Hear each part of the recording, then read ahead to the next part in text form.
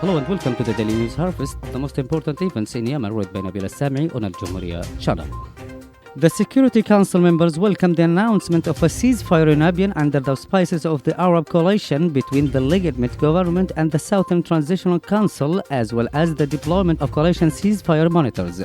Council members called on the two sides to implement quickly the provisions of a Riyadh agreement and demonstrate goodwill for the return of peace to Yemen. From his residence in Riyadh, President Abdurrabba Mansour Hadi announced on Tuesday government efforts to implement the provisions of a Riyadh agreement during his meeting with the U.S. Ambassador to Yemen, Christopher Hansel. Hadi stressed the strategy of cooperation and partnership in confronting the destabilizing intervention of Yemen, as well as the region's security and the international navigation implemented by the Houthi militias and Iran, stressing his adherence to peace options and accusing Iran of working to smuggle weapons to its arms and tools to prolong the war and threaten the neighboring countries.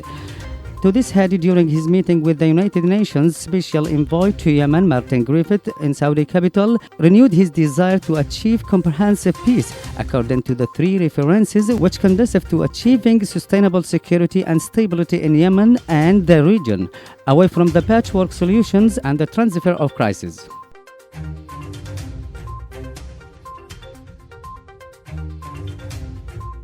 Today, Tuesday, the military battles between the government forces and the Transitional Council resumed in Wadi Salah in a Darjaj area east of the city of Zanjubar in Abyei, where the two sides exchanged extensive artillery shelling in the outskirts of the city after days of calm prevailing in the region.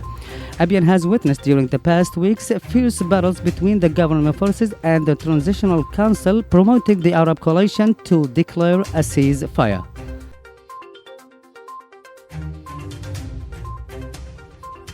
Media sources revealed the content of the Iranian arms shipment that was intercepted by the U.S. Navy and the Arab alliance in the shores of Hadramaut, which was confiscated.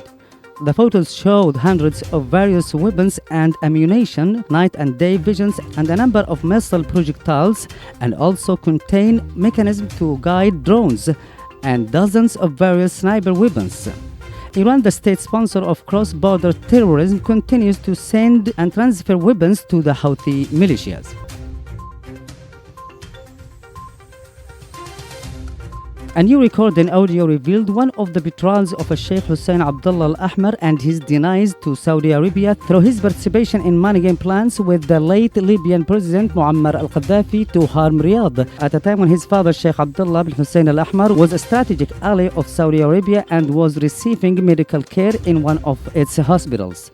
The recorded audio showing that Hussein Abdullah Al-Ahmar received $7 million from Gaddafi in supporting of the Houthi militia against Saudi Arabia during the Third War in Sada, and sending a number of his followers to fight with the Houthis, while tribal leaders who owe allegiance to his father and to the Islah Party mediated to stop a military campaign to eliminate the Houthi elements, which led to the postponement of the campaign.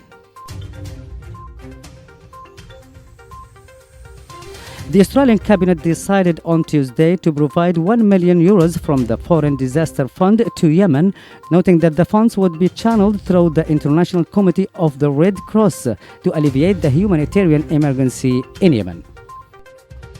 End of the news. Thanks for following. Goodbye.